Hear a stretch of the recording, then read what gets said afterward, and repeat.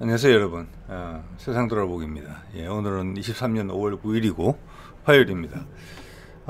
자, 오늘 올망졸망국지로 하나 골랐고요.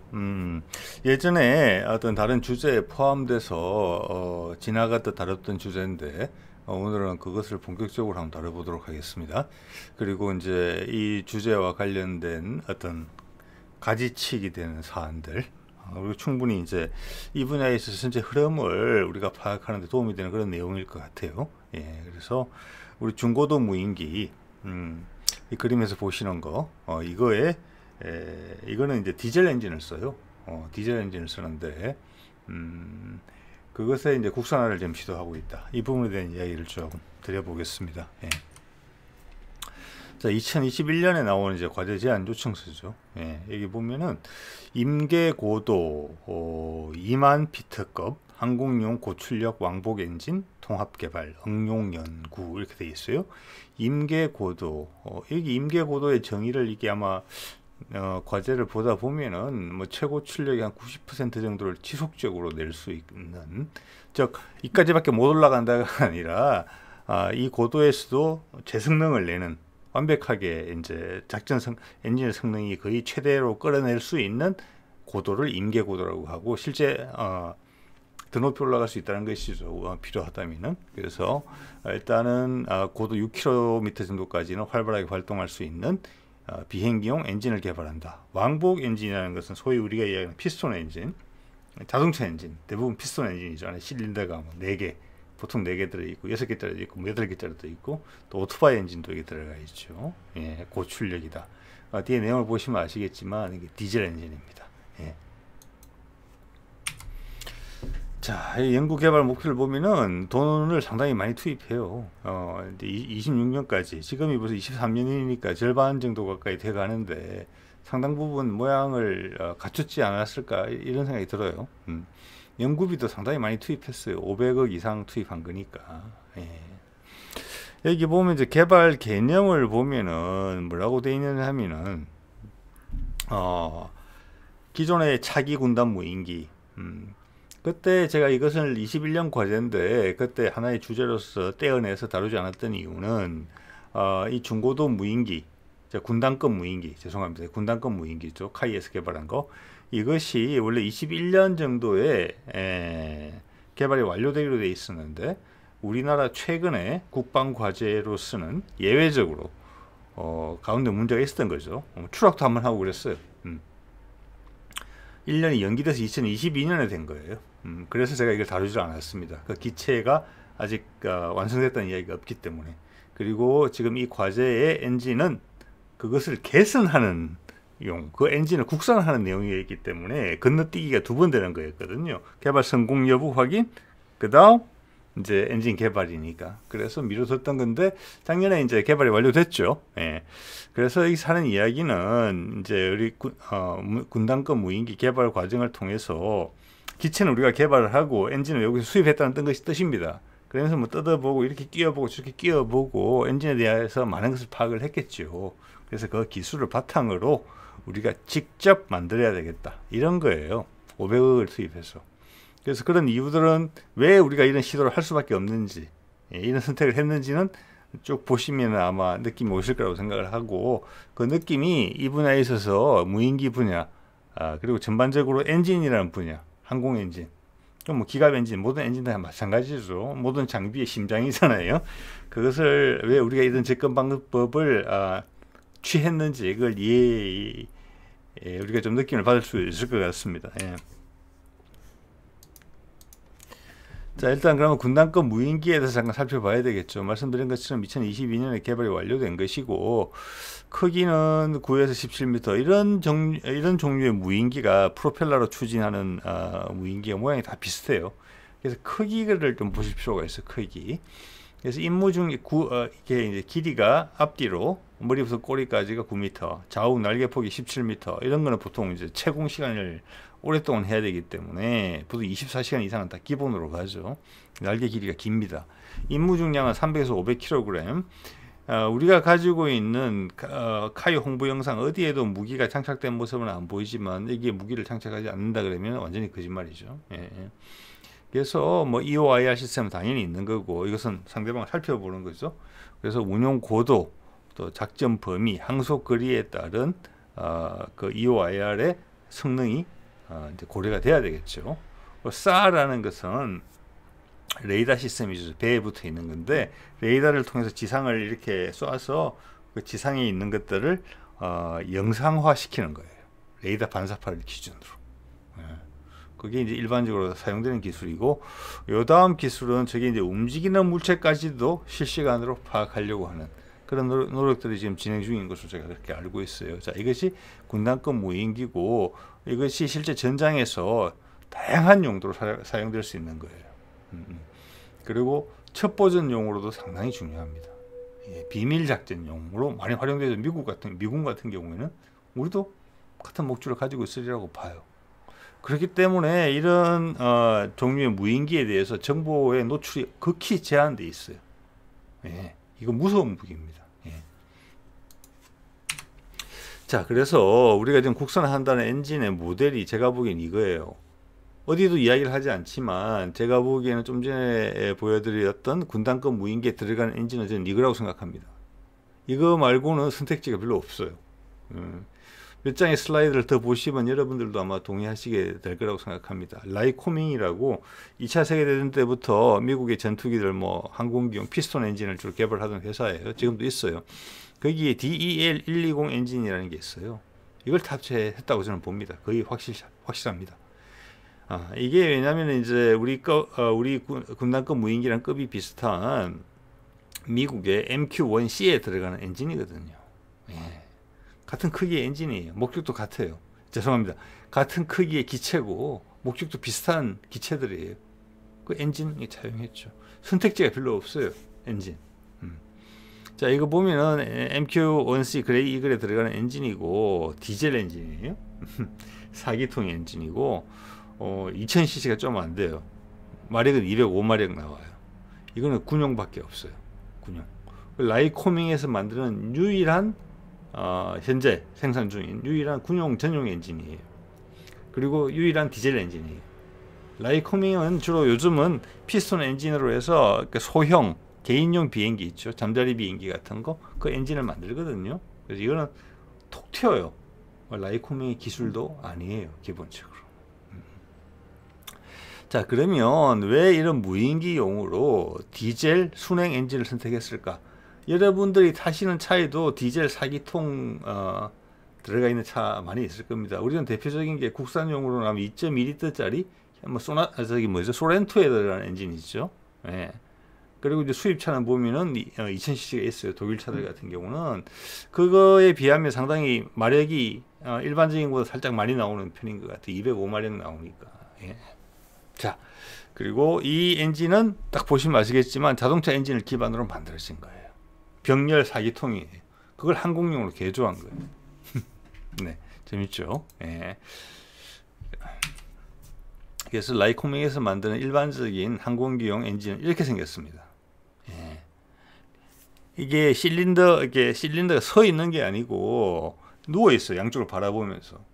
예. 그래서 이걸 수평 대항이라고 그러죠. 서로 마주보고 누워 있어요. 이건 6기통이죠, 현재. 이게 최신 엔진이 IE2라는 엔진이 약 300마력 나오는 거니까 좀 전에 보여드린 디젤 엔진보다 급이 크죠. 예. 그래서 이거는 서로 수평 대항 이런 엔진인데 이건 무게 중심이 상당히 낮아요. 현재는 이게 주력이에요. 다른 엔진들도 전부 이래요. 기통수를 조정하면서 파워를 조절하는 정도예요.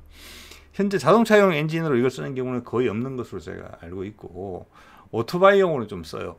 왜냐하면 이게 무게중심이 낮거든요. 물론 옆으로 툭 튀어나왔다는 부분이 상당히 불편하긴 해요. 그래서 BMW 오토바이 2기통이죠. 그거는 2기통이고 그리고 혼다에서 대형 기종의 6기통을 써줘. 이렇게 수평 대형으로. 네. 그래서 라이코밍 것이 아니다. 이거는 뒤에 말씀드리겠습니다만 좀 더 자세히 이태리에서 수입한 엔진이다. 라이센스를 가져갔다 자기들이. 거기서 자기 국가 라이센스만 제가 봐서는 라이센스 전체를 다 가져간 것 같아요. 전 세계 라이센스를. 예. 그래서 라이코밍이 아니면 생산이 안 될 수 있는 그런 엔진인 것 같아요. 우리가 아까 말씀드린 그 디젤 엔진을 우리가 수입했단 말이에요. 수입선이 상당히 단순하고 상업용으로 쉽게 구할 수 없는 제품이다. 이런 한계가 있다는 말씀을 드리는 겁니다. 제가. 자, 이게 MQ 프레데터인데 이 보면은 우리하고 비슷한 것 같지만 사실 보면은 모양이 좀 달라요. 구체적으로 뜯어보면 꼬리 날개 부분의 날개도 다르고 양쪽에 주 날개에 우리는 끝에 살짝 말려 있어요. 아무래도 우리 뒤에 개발됐기 때문에 그런 부분들은 더 이제 개선된 형태가 적용이 된 것 같은데 엔진이 꼬리에 달려 있죠. 그래서 밀면서 가요. 이게 푸시 프로펠러 형태예요. 자, 이거하고 우리의 군단급 무인기랑 거의 같은 급이에요. 엔진도 같은 게 들어있으니까 205마력짜리 들어있는 거예요. 그러면 MQ-1C가 하는 역량을 우리 가지고 있을 수 있어요. 그대로. 그런데 MQ-1C도 미국에 보면 첫 버전용으로 많이 쓰는 기체이기 때문에 찾아보면 항속거리랄까 채공 시간이랄까 운용 고도랄까 이런 정보가 구체적으로 제공이 안 돼요. 네. 그래서 우리한테 크게 참고가 되는 게 이거예요. 이스라엘의 슈퍼 헤론이라는 게 원래 헤론이 있었고 슈퍼 헤론이 개선형이 나왔어요. 2014년부터. 근데 여기 재밌는 게 여기에 똑같은 엔진이 들어가요. 라이코밍의 DEL-120 디젤 엔진이 들어가요. 이 엔진의 역사를 보면은 이태리에 있는 조그만 벤처기업 디젤 제시라는 것이 만들고 여기는 아마 피아트의 영향력이 하에 있는 회사인 것 같아요. 여기서 자동차 엔진 기반으로 우리 자동차에 들어가는 엔진 4기통 디젤 엔진 있잖아요. 그걸 가지고 항공기용으로 개발한 유일한 케이스예요. 그리고 지금 제가 잠깐 살펴본 바에 따르면 이걸 활용한 것은 헤론이 그전에 초기형 버전이 있었어요. 205마력 전에. 그것도 슈퍼 헤론 말고 초기 헤론이 적용을 했어요. 그리고 205마력짜리 지금 언급되고 있는 DEL-120 엔진이 나왔을 때도 그림 속에 보이는 슈퍼 헤론에 처음 적용됐어요. 자, 이게 되게 성공적이었고 만족스러웠다는 거예요. 딱 맞다는 거예요. 무인기 용도에 이런 용도로. 그래서 그걸 라이코밍이 라이센스를 해가지고 갔다.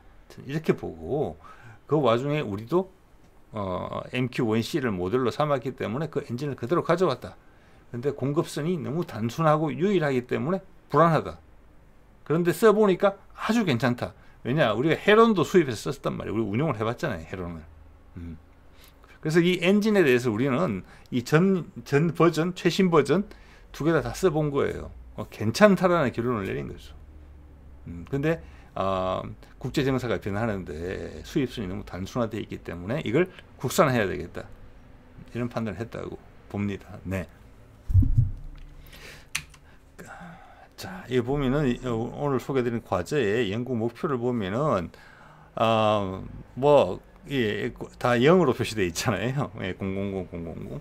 그래서 이거는 이제 과제 소개회를 해서 관심 있는 회사들이 딱 모여들면 그때 이제 비밀 유지를 전제로 해서 공개하는 내용이다라는 뜻이에요. 근데 이걸 보면 대충 알죠, 이제. 예. 자, 우리가 모델로 하는 엔진은 라이코밍의 그 엔진이다. 그러면 저 000급은 최소 200마력 이상이다. 예. 자, 200마력으로 할지 뭐 1900cc, 1910cc를 할지 아니면 좀 올릴지. 예. 그건 여기 고민을 하겠죠. 여러 가지 요인들이 있잖아요. 이건 속도가 중요한 비행기는 아니거든요. 채공 시간, 연비가 중요해요. 연비. 동시에 또 가벼워야 되죠. 그래서 기존 동등 이상은 하려고 하겠죠. 거기에 따라서 CC가 변동이 있을 수 있고 마력이 변동이 있을 수 있다고 보고 우리의 작전 목적이 있을 거예요. 무장이 많이 필요한 기종이다. 이러면은 아무래도 엔진 출력이 큰 게 좋겠죠. 채공 시간이 떨어지더라도. 그래 되면 다음번에서는 기체가 좀 커질 수도 있겠죠. 그걸 상쇄시키기 위해서 양력을 더 많이 받아야 되니까. 자, 그런 것들은 전문가들이 고민을 하시겠죠. 자, 그리고 고도 같은 경우는 지금 6km라고 이야기가 돼 있어요. 그런데 항상 저도 느끼고 몇 번 말씀도 드린 것 같습니다만은 이렇게 과제 제시할 때 우리가 제시하는 성능치는 상당히 보수적이다. 그리고 다르게 말을 하면 몸을 낮춰서 제시한다. 실제 성능은 이거보다는 항상 높다. 예, 이게 최소치다. 예, 이거보다 미치면은 개발할 필요가 없다. 이런 느낌의 숫자로 생각하시면 될 것 같아요. 예. 자, 그래서 마침 위키피디아를 보니까 슈퍼 헤론, 저 같은 엔진을 쓴 그 기체 같은 급이라고 봐지는 거거든요. 그거에 대한 상세한 정보가 있어요. 여기 보시면 저기 빨간 동그라미에 200마력짜리 디젤 엔진을 쓴다고 되어 있잖아요. 저게 라이코미의 그 엔진이에요. 예, 우리가 지금 모델로 삼고 있는 것으로 보이는 그 엔진이거든요. 그래서 205마력이 들어가면은 그 슈퍼 헤로는 어떤 정도의 성능을 가지느냐.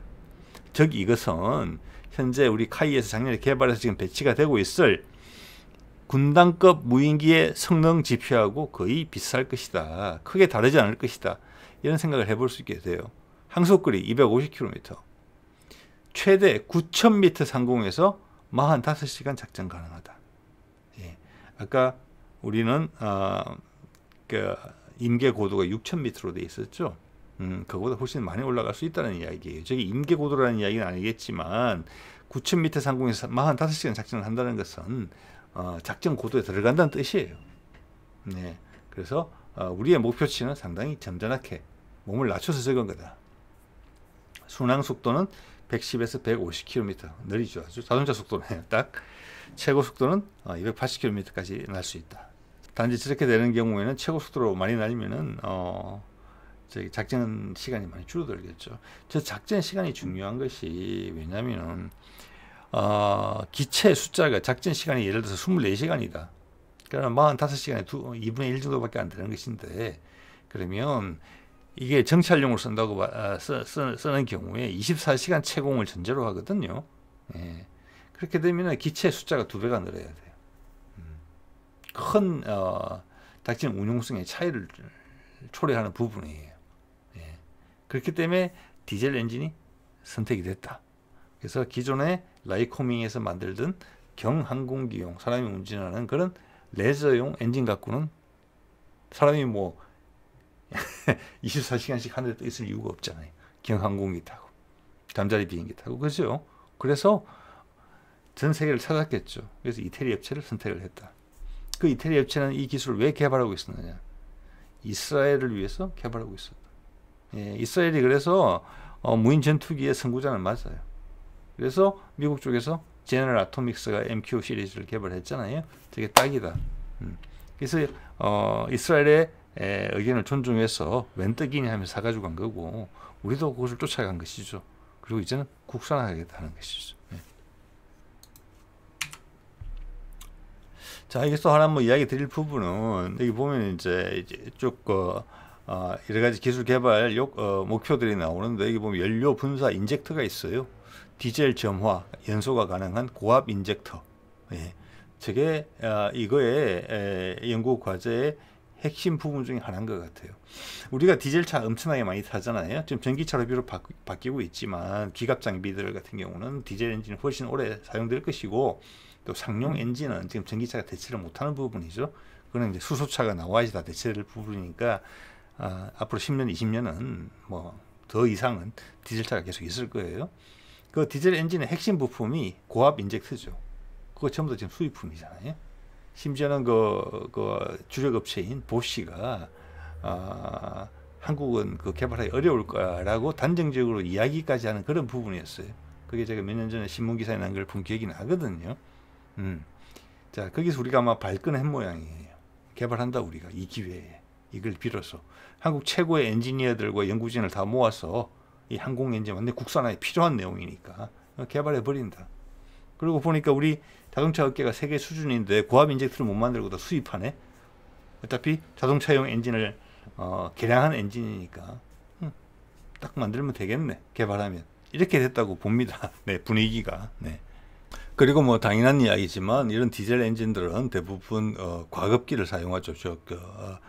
슈퍼차저라고 하는 거, 공기를 압축해서 넣죠. 예, 그리고 연료도 더 많이 넣고. 예, 그래서 이 고압 인젝터를 쓴다는 것은 제가 봤을 때 핵심 내용은 그거예요. 고압으로 연료를 뿜어서 많이 뿜겠다는 게 아니고 압력을 높여서 연료 방울을 기포를 쫙 뿌릴 거잖아요. 이게 전기화 시켜가지고 아주 미세한 입자로 그거를 압력을 세게 하면은 더 곱게 만들 수 있는 거예요. 그러면 표면적이 많이 넓어져요. 예. 그러면 연소 효율이 아주 좋아져요. 예. 최적의 효율로 이 안에서 폭발을 시킬 수 있는 거예요. 그게 고압 인젝터가 하는 거고 우리가 100% 수입 의존하고 있는 것이죠. 예. 그걸 이번 기회에 이제 국산화하겠다. 이런 겁니다. 예. 자, 이거는 이제 독일의 그 트럭 브랜드죠.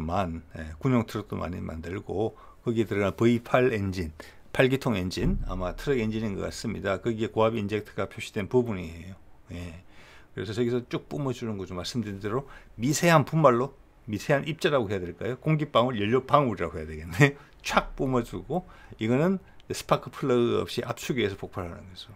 예, 그래서 연비와 효율에 큰 영향을 주는, 즉 디젤 엔진 전반의 성능에 큰 영향을 주는 부품이죠. 예. 이걸 이번 기회에 국산화 해버리겠다, 이런 이야기죠. 예. 몇 년 있다가 우리 국산 디젤 엔진에, 특히 SUV에 들어가는 그 디젤 엔진, 거기에 이게 국산화 될지 모르겠습니다. 그럼 값도 좀 싸져야 되겠죠. 예.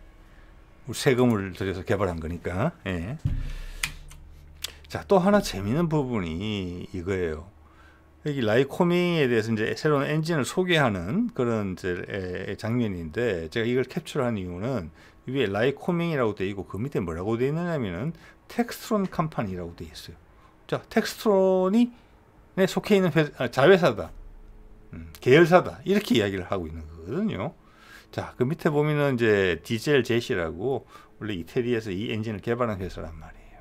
즉 이것은, 자, 텍스트론이, 자, 미국이 무인기를 개발하려고 했는데 엔진을 찾았다. 라이코밍이 엔진을 찾았다.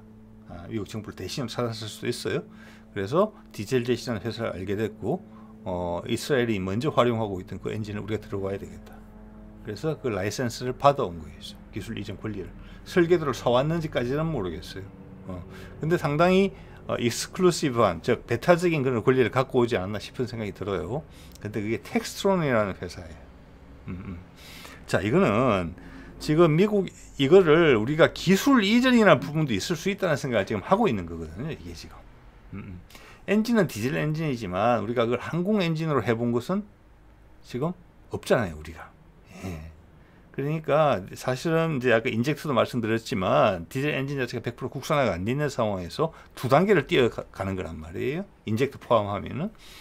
자, 그럴 때는 우리가 그냥 맨땅에 헤딩하듯이 다 할 수 있다고 생각할 수도 있지만, 또 하나는 텍스트론에서 어느 정도의 기술 이전이라는 부분에 대해서 거래가 있었을 수도 있다, 이렇게 생각할 수 있어요. 텍스트론이 디젤 젯에서 그 기술 사간 것처럼. 네. 왜냐, 이런 사례가 있거든요. 자, 이거 수리용 변속기 시제품 나온 거예요. 우리 변속기 문제가 많이 있었잖아요. 그리고 헬리콥터 같은 경우는 이 변속기가 엔진이 차지하는 비중보다도 더 큰 비중을 차지해요. 가격에서. 그래서 기술 이전이 안 되는 부분이에요, 이거는. 왜냐하면 보통 헬기의 제조사가 이 기술을 다 가지고 있어요. 그래서 우리는 수리용 엔진이 문제가 생겼고 향후 기동 헬기도 개발을 해야 되는데, 그리고 우리는 향후 이제 기동 헬기도 개발해야 되는데, 그 말은 이제 미국과 레벨을 같이 맞추겠다는 거거든요. 왜냐하면 차세대 헬기를 개발하고 있는 거니까. 그럼 세계 시장에 간다는 걸 의미해요. 그러니까 품질 경쟁과 더불어서 가격 경쟁까지 해야 돼요. 그런데 헬기 전체 가격의 10에서 20% 가까이를 차지하는 변속기를 해외에 의존해서는 안 되겠죠. 이것도 군수품이니까. 똑같은 거예요. 좀 전에 왕복 엔진, 디젤 엔진 개발하는 것처럼. 직접 하겠다. 그런데 기술이라는 게 버겁잖아요. 우리가 헬기에 대해서 손을 댄 지도 한 10여 년밖에 안 됐단 말이에요. 그 중에 최고급 기술인 헬기용 변속기를 개발한다는 거 어렵단 말이에요. 그래서 물색을 했더니 이태리에 있는 아비오 에어로라는 회사를 우리가 물색을 했고, 이거는 제가 봤을 때는 정부 기관에서 나섰던 것 같아요. 국정원에 이런 데서 물색하는 거를. 현재 GE 자회사인데, 현재 이들이 만드는 것은 이 변속기를 GE를 위해서 만들어주는 게 아니고 엔진용 부품을 만들어줘요. 제트기 엔진용. 예. 그런데 이 회사는 옛날에는 다른 데 납품을 했었어요. 변속기 만들어서. 그런데 이게 고부가가치 상품이니까 제조사마다 각각 자기 역량을 구축한 거예요. 그래서 아비오는 팔 곳이 없는 거예요. 기술은 가지고 있어도. 갈수록 시간이 지날수록 그 기술은 상품화되지 않기 때문에 기술은 쇠퇴할 게 뻔하겠죠. 인력도 빠져나가고. 그 와중에 우리가 접근했으니까 기술 이전이 용이하게 되는 부분이라고 생각을 합니다. 합리적 가격으로. 네. 이렇게 들어오면 이제 이것도 뭐 25년까지 개발이라고 되어 있잖아요. 이것도 이제 우리 기술화 되는 거예요. 우리는 제가 보건대는 딱 한 번만 해보면 돼요. 자, 이런 것과 그 텍스트론, 라이코밍이 비슷한 상황일 수가 있다는 생각을 하는 거예요. 그게 제일 안전한 방법이잖아요. 심지어 우리가 할 수 있다 하더라도 먼저 해본 사람들의 경험은 엄청나게 소중하거든요. 그게 합리적인 거죠. 왜냐하면 미국에서 무슨 이야기를 하고 있느냐면은 기존의 MQ 시리즈를 많이 구입 안 할 것 같은 이야기를 지금 하고 있어요. 그래서 바로 스텔스 제트 무인기로 넘어간다, 이런 이야기가 나와요. 그러면서 이것들은 저속이고 스텔스가 완벽하지 않기 때문에, 뭐 완벽하다기보다는 스텔스가 거의 없다고 봐야 되겠죠. 예, 방공망이 취약하다, 맞는 말이에요. 맞는 말인데 저는 여기에서 약간 의혹을 가지고 있어요. 이건 주로 첩보전에 사용된 거고, 뭐 민병대나 게릴라 이런 집단들하고 전투하는데 활용한 거거든요. 예. 기습 공격하는 여전히 유효해요, 첩보전에는. 근데 이것의 문제는 뭐냐면은 미국 방산업계의 파워게임이라고 생각합니다. 이것이 주력이 아니에요, 보잉이나 로키드 마틴은. 이거는 제너럴 아토믹스나 텍스트론, 이런 신규 업체들의 영역이에요. 그거는 파워게임이 있는 거예요. 그래서 미국이 제트 무인기도 오래전에 선구적으로 제일 먼저 개발했지만 상용화는 오히려 뒤처지고 있어요, 다른 나라보다. 오히려 우리보다도. 그 이유가 뭐냐? 로키드 마틴과 보잉이 그것을 생산하지 않고 있고, 그들은 유인기만 생산하고 있고, 유인기를 잡고 있는 상황에서 무인기가 생산이 많이 되면 유인기에 대한 수요가 줄어드는 거예요. 예를 들어서 우리도 대한항공이 만약 무인기에 특화되고 카이가 유인기에 특화된다, 그럼 애매해지겠죠. 두 기업 사이의 관계가. 정부의 압력을 넣으려고 하겠죠. 지금 물론 우리는 그런 단계는 아니죠, 당연히. 미국은 그럴 수 있다는 겁니다. 자, 그렇기 때문에 전망이 좋지가 않아요, 지금 이게. 그러면 여기에 들어가는 주요 부품인 엔진의 전방도 라이코밍에서 민수에 팔지도 못하고, 아까 말씀드렸죠, 군용에 딱 묶어놓은 거예요. 왜냐? 이거는 다른 나라의 사가제가 미국은 써봐서 알잖아요. 위험한 무기가 되는 핵심 부품이거든요. 그러니까 시장성이 제로예요, 라이코밍 입장에서는. 거기다가 보잉과 로키드 마틴에 눌려서 판매도 지금 늘 기미가 안 보인단 말이에요. 그럼 이거는 어떻게 해야 되냐, 돈 주고 사온 건데. 자, 우리가 이 기술에 대해서 뭐 전체는 아니더라도 핵심 부분에 대해서 요구했을 때 거래가 쉽게 성사될 수 있는 여건은 된다, 이렇게 봐주는 거죠. 미티어, IST 마찬가지, 똑같은 거죠. 그들 업체도 힘드니까. 예. 또 제가 텍스트론에 주목하는 이유는 이거예요. 자, 얼마 전에 차기 소총 미국에 선정을 했는데 저는 동의하기 어려웠습니다. 너무 무거워졌기 때문에 총이. 그리고 그 파괴력이 계속 그렇게 중요할까? 네. 저격총도 있는데 굳이 그런 목적이라면. 이번에 우크라이나전을 보면서 참호전을 많이 해요. 보병들끼리 보면은 교전 거리가 1-200m도 안 돼요, 많은 경우에 있어서. 근데 훨씬 무거운 걸 들고 뛰라고요? 탄약 소지량도 떨어지고. 그래서 저는 이해하지 못했습니다. 이게 살아남지 못할 거라는 예상을 제가 한 바가 있는데, 그 중에 가장 혁신적인 걸 냈던 데가 텍스트론이었었어요. 예, 탄두 내장형 탄을 썼었죠. 그래서 우리 차기 소총을 하는 데 있어서 이 텍스트론의 기술을 우리가 활용했을 수 있겠다, 거래를 통해서. 왜냐? 텍스트론 입장에서 날아간 기술이거든요. 이때 들어간 돈이 얼만데 지금 채용이 안 되면 끝이잖아요. 그래서 누군가 관심을 가지고 사겠다 했으면 줬을 수도 있겠다. 그리고 우리는 바로 차기 소총 개발 계획이 정부 과제로 나왔잖아요. 거기에 보면 탄두 내장이 언급이 돼 있어요. 네. 자, 그렇기 때문에 역시나 텍스트론 회사에 소속되어 있는 라이코밍에 갈 데 없는 그 엔진, 상업성이 거의 제로에 가까운, 또는 손해가 나고 있을지도 모르는 그 기술, 감가상각 생각해 보십시오. 네. 감가상각 마이너스만 제로로 해줘도 팔 수 있는 여건이에요, 이거는. 그래서 텍스트론이 라이콤이라는 회사가 텍스트론에 속해 있다는데 눈이 갔던 겁니다. 네. 자, 연구개발 필요성을 보면은 딱 언급이 되어 있습니다. 이런 제한이 걸려 있다. 예, 뭐 CCL, MTCR 이거는 규제에 의해서 여차하면 안 팔 수가 있다는 거죠. 말씀드렸죠. 아까 그 디젤 엔진이 지금 군용으로만 딱 묶여 있다고. 민수용으로는 못 가게 돼 있어요. 그러면은 미국 정부에서 컨트롤이 안 되니까 그겁니다. 예. 그래서 우리가 그걸 극복을 해야 된다.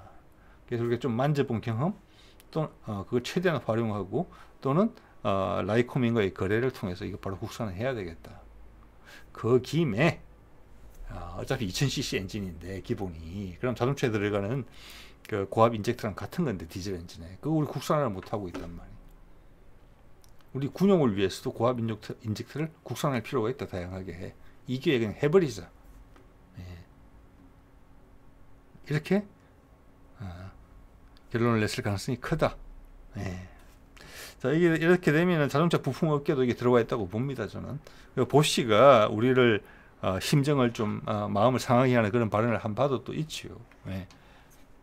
그래서 국제 시장에서 보쉬와 동등 이상의 보쉬 동등 이상의 제품이 나와서 보쉬의 코를 납작하게 만들어 주겠다. 분명히 그 엔지니어 중에서는 그런 생각을 가지고 있는 사람들이 있지 않을까 이렇게 생각을 해보게 됩니다. 예. 자, 그럼 미국이 왜 이걸 묶었을까? 이게 옛날에 소개드렸던 자료인데 뭐 보신 분 안 보신 분들도 많을 거라고 봅니다. PBS에서 나온 건데, 자, 이런 무인기를 활용해서 2012년도에 100회 이상의 UAV 무인기를 이용한 공격, 좀 MQ-1C 그거예요. 우리 지금 이 디젤 엔진 채용한 그 기체. 미국이 공식적으로 선포한 전쟁은 아프간 전쟁밖에 없었고 나머지 대부분은 그 외에 예멘, 소말리아, 파키스탄 이런 데 사용됐다는 거예요. 비공식적이죠. 비합법적이라는 뜻도 돼요.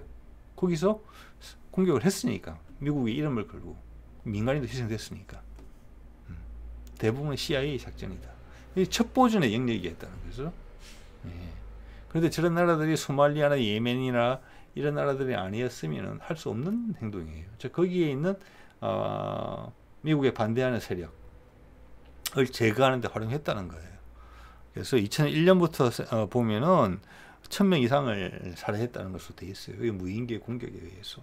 이런 점은 제트 무인기가 아니고 방공방 이런 거는 상관이 없는 거거든요. 이 첩보전으로서의 이 효과는 엄청나게 많아요.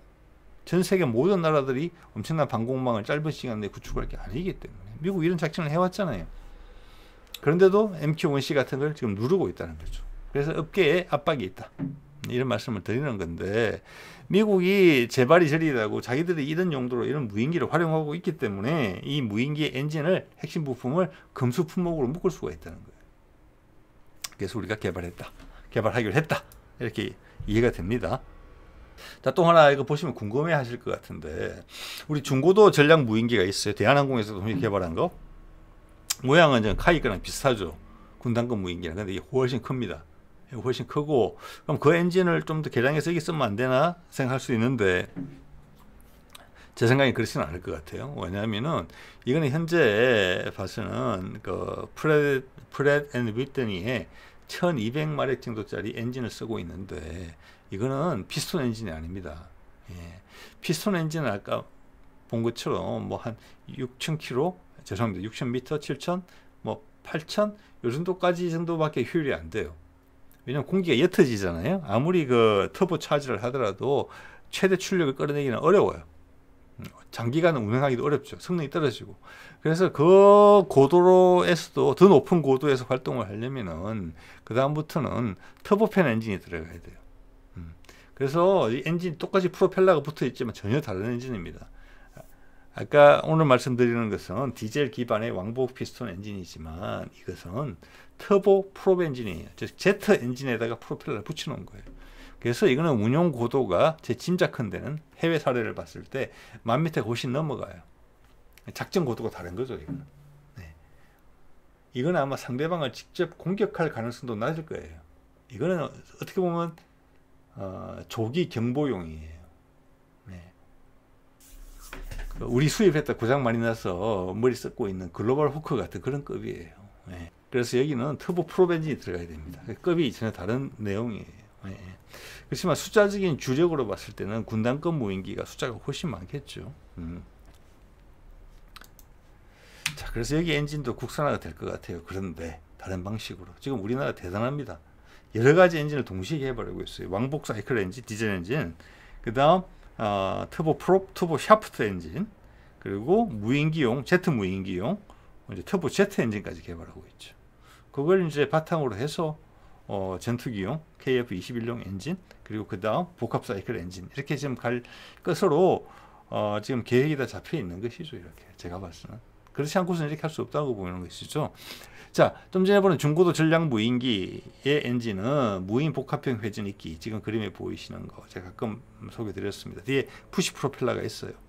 이 크기는 지금 그 500MD 헬기보다 훨씬 커요.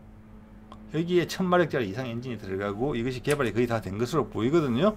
이 연구 과제예요. 이게 2022년부터 2025년까지인데 개발 순조로 보여요. 1250에서 1400마력짜리 터보 샤프트 엔진이에요.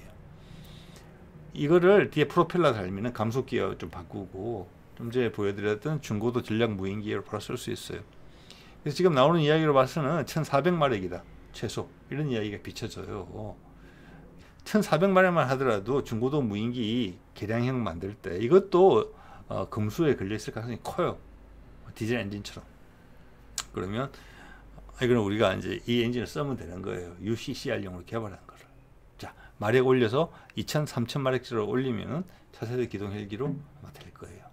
이걸 바로 개조하지는 못하겠지만 하나 해봤기 때문에 더 큰 엔진 개발하는 것은 큰 무리 없을 거라고 봅니다. 자, 오늘은 이 정도 하겠습니다. 네.